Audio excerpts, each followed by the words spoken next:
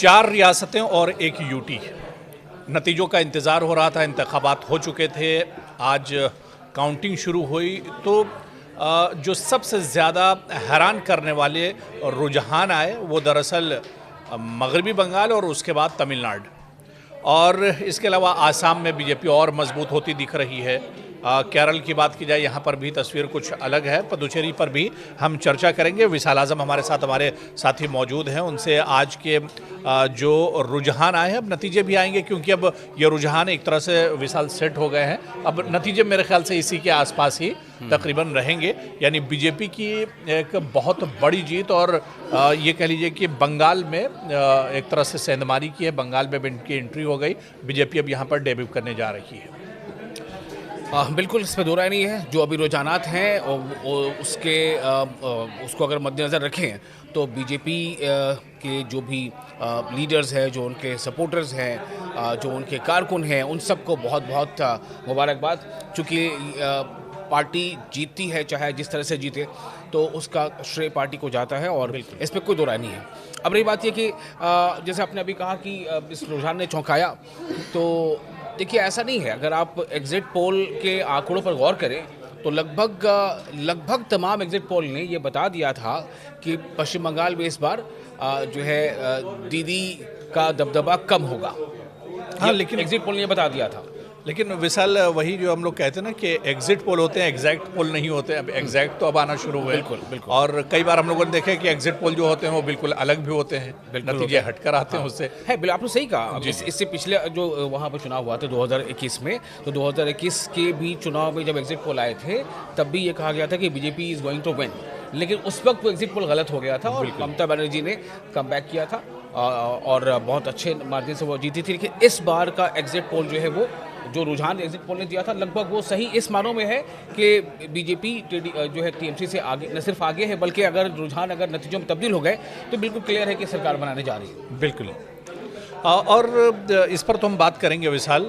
जो मगरबी बंगाल में ये नतीजे या रुझान किस तरह से आए, ममता बनर्जी के पछड़ने के पीछे के जो फैक्टर क्या कुछ हैं, बीजेपी के वहाँ पर आगे आने के, एसआईआर कितना बड़ा फैक्टर है, इस पर भी हम बात करेंगे।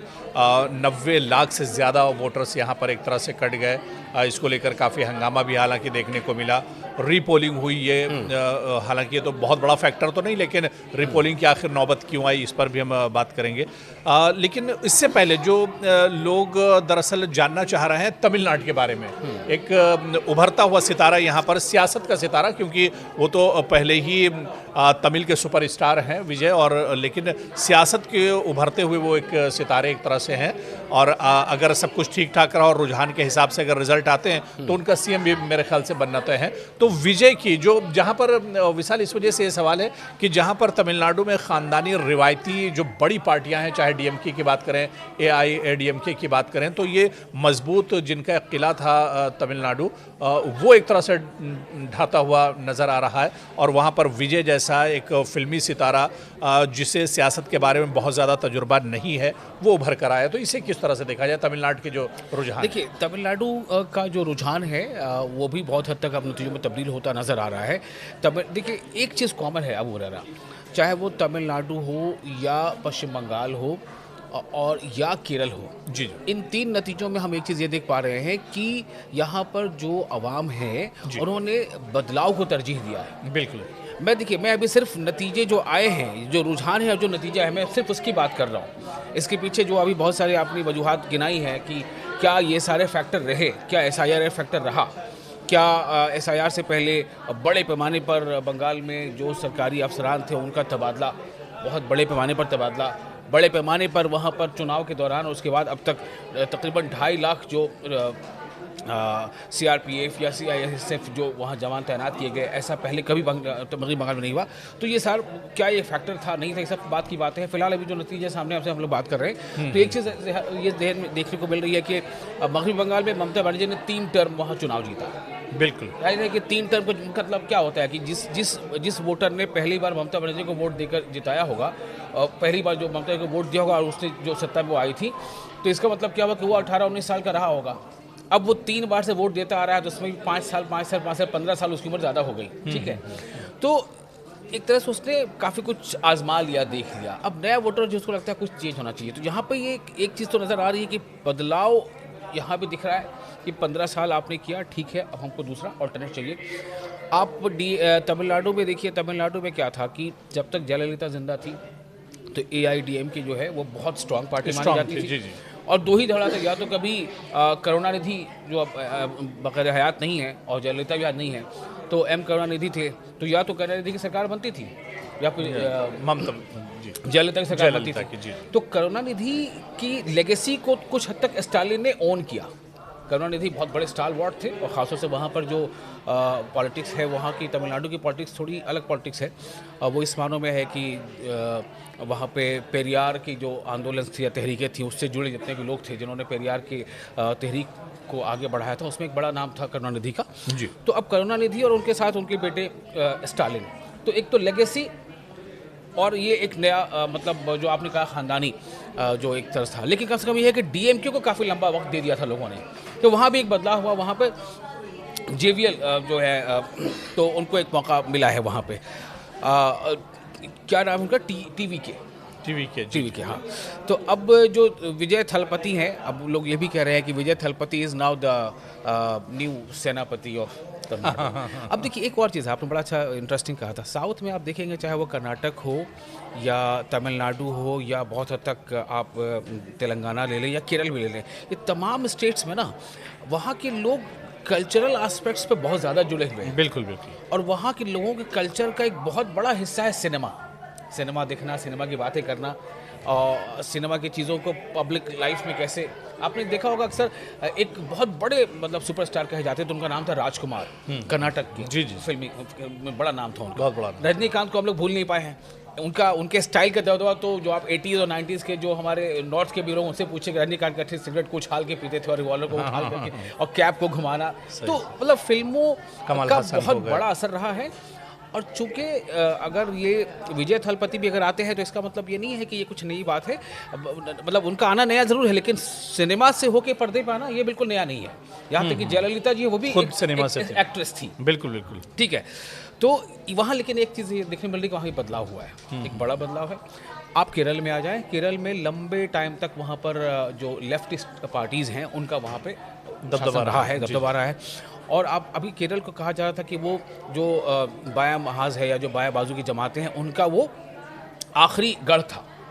क्योंकि बंगाल आप देखिए चला गया था ज्योति बसु, उसके बाद फिर दूसरे जो आए, उसके बाद जब से ममता बनर्जी आई तो अब CPIM बिल्कुल। आप देखिए बंगाल की सिलेक्शन में आपको याद भी है कि किसी बंगाल के किसी बड़े नेता कोई बड़ी रैली किसी बायां महाज के किसी लीडर ने किया हो? आप बताइए इस इलेक्शन के बारे में। या तो आपने रैली देखी कि अमित शाह रैली से खिताब कर रहे हैं, या तो आपने देखा PM खिताब कर रहे हैं, या आपने देखा ममता बनर्जी और योगी राहुल जी गांधी, जी गए, जी। या फिर ममता बनर्जी। एक रैली आपने राहुल की 1 या 2 देखी होगी। तो वहाँ पर बेसिकली जो अपोजिशन का जो स्पेस है वो पूरा का पूरा या तो TMC थी या फिर BJP एक ऑप्शन था। CPM CPI ये तमाम लोगों ने बिल्कुल एक तरह से सरेंडर किया हुआ था। कांग्रेस को लगता है कि भाई चलो ठीक है, वो कहते हैं ना दोस्त का दुश्मन का दोस्त होता है, तो ठीक है हम नहीं कोई और सही, बट BJP ना है तो। लेकिन BJP को वहाँ स्पेस मिला, तो BJP देखिए आपको वहाँ पे change in Bengal after long time, change in Kerala after long time, change in Tamil Nadu after long time. और पुडुचेरी की जहाँ तक बात है वो 30 वहाँ पे सीटें हैं और उसमें भी एक बदलाव इस तरह से है कि वहाँ आप अंदाज़ा कीजिए कि 30 सीटों वाली वो जो UT है वहाँ भी किसी एक पार्टी की सरकार नहीं है। यानी 30 में से 15 या 16 कोई एक पार्टी नहीं ला पा रही है। अभी जो 2021 के बाद जो सरकार बनी थी उसमें ऑल इंडिया NR कांग्रेस एक है, वो भी कांग्रेस है, ऑल इंडिया NR कांग्रेस, उसके साथ BJP है, उसके साथ 2 और पार्टियां हैं, तब जाके 16 तक के आंकड़े तक वो पहुंचे थे। और वहाँ जो सरकार में थी 4 पार्टियां 5 पार्टियां मिला के हाफ मार्क 16। इस बार फिर उन्होंने कब्जा जमाया है। बिल्कुल, तो वहाँ लेकिन तब्दीली नहीं है। बिल्कुल विशाल, लेकिन एक चीज़ तो है 2026 के इन चुनाव के जो अब नतीजे आ रहे हैं, जो रुझान है और जो अब नतीजे आना शुरू हो जाएंगे, नतीजे आएंगे,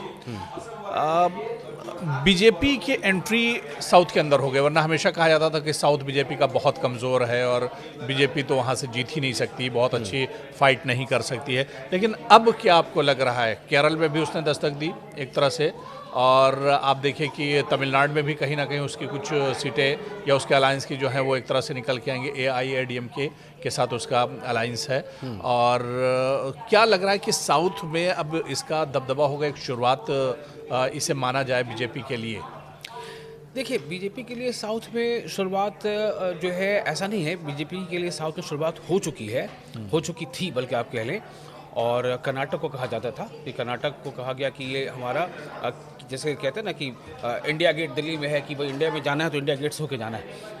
उस ज़माने में अंग्रेज से। तो अभी आप कर्नाटक में जब बीजेपी ने वहाँ सरकार बनाई थी तो इट वाज ट्रीटेड दैट कि बीजेपी ने अपना वहाँ द्वार खोल दिया कर्नाटक में। लेकिन फिर कर्नाटक में हमने देखा कि कर्नाटक में बहुत सारी चीज़ें भी हुई, वहाँ पर किसी से कुछ खरीद फरोख्त का मामला, ऐसा इल्ज़ाम लगा अपोजिशन की तरफ से कि खरीद फरोख्त करके उन्होंने तोड़ फोड़ करके सरकार बना ली वगैरह जो भी हुआ। लेकिन उसके बाद फिर जब इलेक्शन हुआ तो हमने देखा कि वहाँ पे कांग्रेस जो है दोबारा सत्ता में आ गई है। तो बीजेपी ऑफ एंड ऑन आती रही है।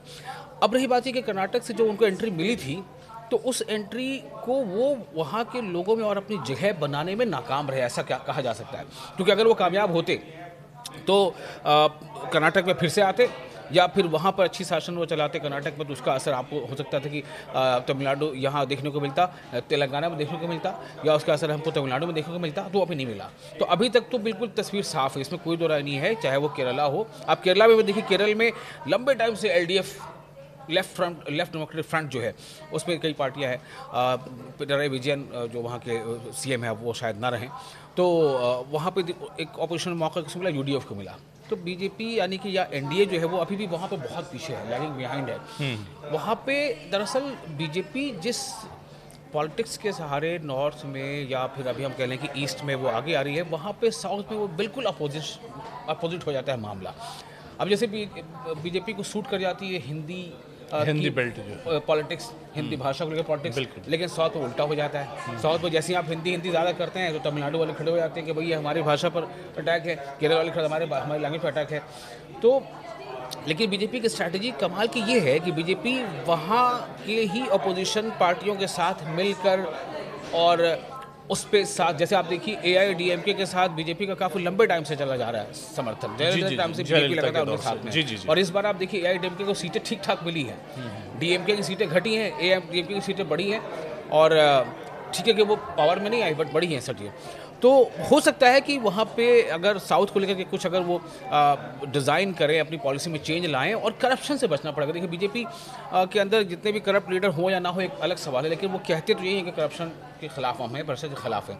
लेकिन कर्नाटक का जो एक्सपेरिमेंट रहा वो अच्छा नहीं रहा। उसमें जिन जिन लोगों को भी वहाँ पर मौका दिया गया वो सब हाईली करप्टेड के चार्जेस उन पर थे। तो इसलिए ये ज़रूर है कि हर पार्टी का मिशन होता है और कब कहाँ के अवाम का जहन बदल जाए कहा नहीं जा सकता।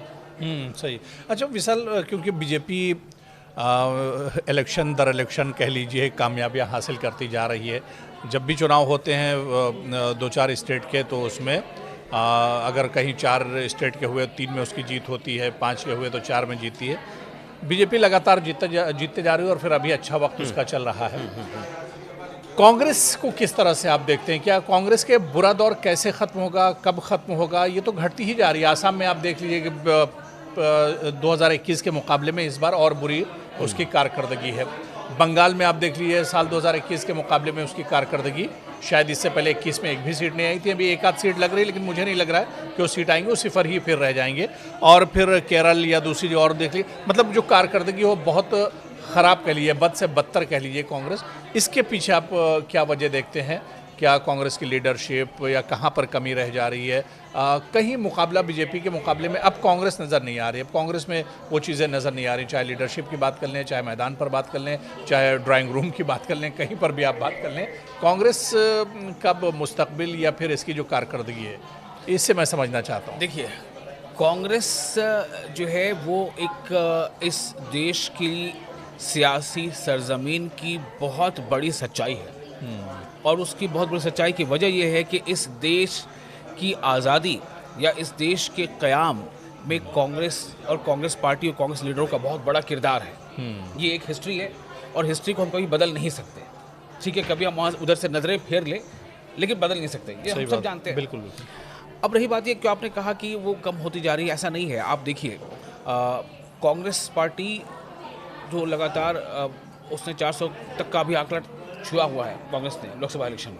वो तो माजी हाँ वही खुश होने के लिए अच्छा है। लेकिन मैं वही बता रहा हूँ कि वहाँ से कांग्रेस गिर के कहाँ तक चली गई थी, 44 तक। याद है आपको? जब 44 लोकसभा में थी वो, तब उस वक्त कांग्रेस को अपोजिशन लीडर का दर्जा तक नहीं दिया गया था, ठीक है।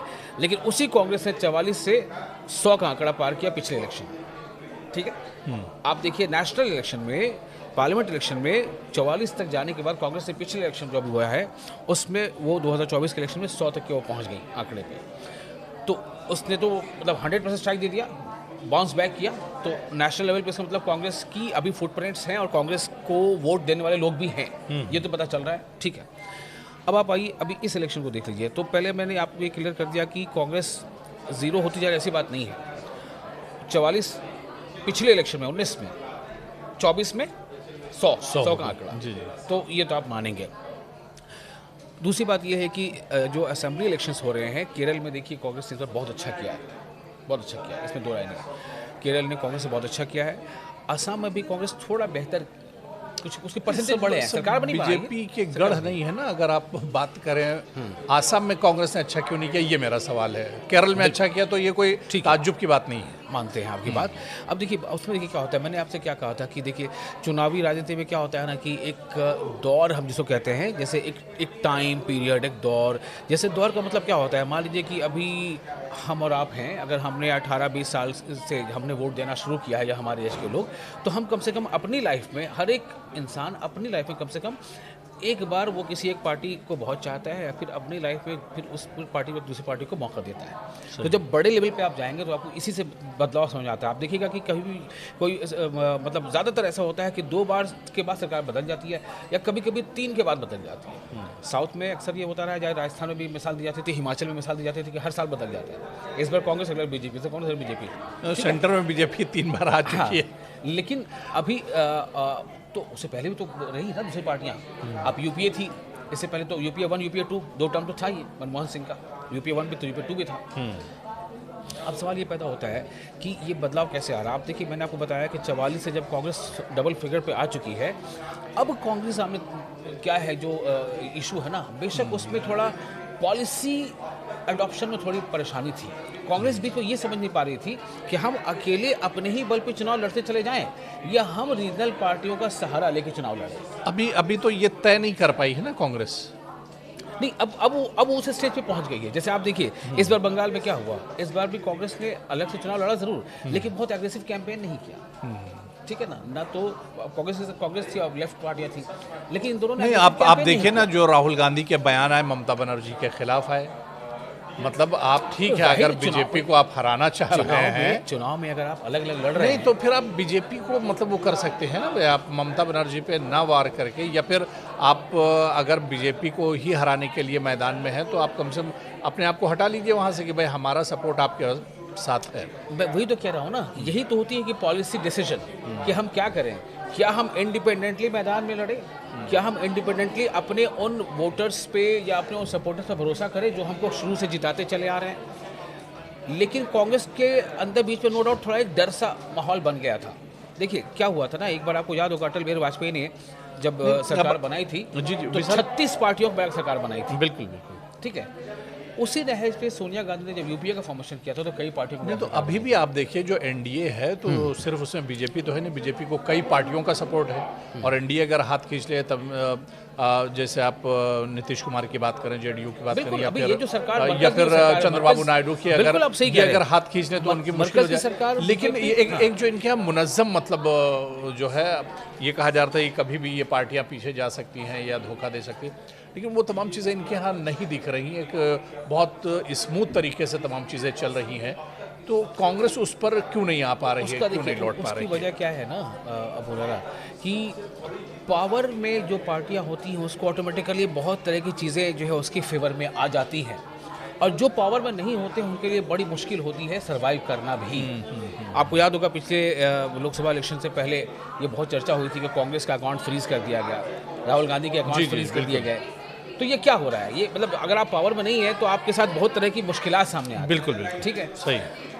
कांग्रेस, राहुल गांधी को अपना बंगला खाली करना पड़ा था, जो क्वार्टर था, ठीक है, उनके ऊपर एक केस आ गया था। लोअर कोर्ट ने उनको जो है जमानत नहीं दी थी, हाई कोर्ट से उनको जमानत मिलती है। तो बहुत सारी चीज़ें ऐसी होती हैं, लेकिन यही वो दौर होता है कि जब आवाम का मूड ना धीरे धीरे बदलता है। अभी कांग्रेस को अब ये तय करना है कि अब क्या वो वक्त आ गया है कि कांग्रेस अकेले चुनावी मैदान में जाए या नहीं? आप देखिएगा, जहाँ तक मेरा ख्याल है ये जो बीजेपी ने जो बहुत अच्छा अभी किया है बंगाल में, इसके बाद से ये होगा कि जो विपक्ष का जो अपोजिशन इंडिया अलायंस, इसमें आप देखिएगा कि यहाँ पे कांग्रेस की पोजीशन मजबूत हो जाएगी। ये लेकिन विशाल अब देखिए ना, इसके ठीक बाद अब कुछ ही महीनों में यूपी के चुनाव होने वाले हैं। कांग्रेस वहाँ पर किसी के साथ जाएगी, अकेले जाएगी, क्योंकि बहुत इंपॉर्टेंट चुनाव है यूपी के। जिस तरह से आप कहते रहते हैं कि भाई यूपी से होके ही मरकज़ दिल्ली पहुँचा जा सकता है, तो ऐसे में कांग्रेस के लिए और सभी पार्टियों के लिए बहुत इंपॉर्टेंट चुनाव यूपी के चुनाव, सबसे ज़्यादा जहाँ पर सीटें लोकसभा की हों और असेंबली की हों। तो अब कांग्रेस वहाँ पर क्या करेगी ये देखना बहुत अहम होगा। इससे क्या इस चुनाव से वो सबक लेगी। फिर आगे 29 के चुनाव भी हैं लोकसभा के, तो ये चुनाव कहीं ना कहीं बहुत टर्निंग पॉइंट एक तरह से है। अब यहाँ से कांग्रेस की रणनीति या उसकी किस तरह से वो तमाम चीज़ें कांग्रेस को पहले सोचना है, लेकिन फिलहाल तो बीजेपी के लिए बहुत अच्छा मौका है। हाँ। और बीजेपी के लिए एक अच्छी बात यह है कि बंगाल जीत के जब बीजेपी आ रही है तो बीजेपी जो है अब वो चाहेगी कि अब इसी ताकत, इसी एनर्जी के साथ वो यूपी भी जीते। हाँ, और उसके बाद 2029 का है, उसमें भी वो बढ़त बनाना चाहेगी। लेकिन अब ठीक है, चुनाव तो देखिए विशाल, दो पार्टियों के बीच में होते हैं, दो चार पार्टियों के बीच में कोई ना कोई पार्टी जीत के आती है। लेकिन अब मगरबी बंगाल में क्या कुछ चैलेंजेस होंगे बीजेपी के सामने?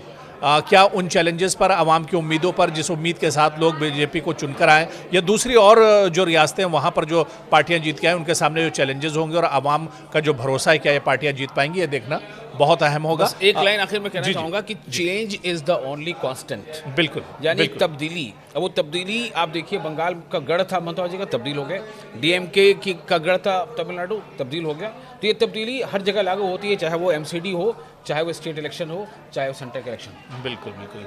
चलिए दोस्तों इजाज़त दीजिए मुझे भी और विशाल आज़म साहब को भी, क्योंकि लगातार हमारी नज़र इस पर बनी रहेगी और पल पल का अपडेट हम आप तक पहुंचाते रहेंगे। आप लगातार बने रहिए न्यूज़ 18 दिल्ली एनसीआर के साथ।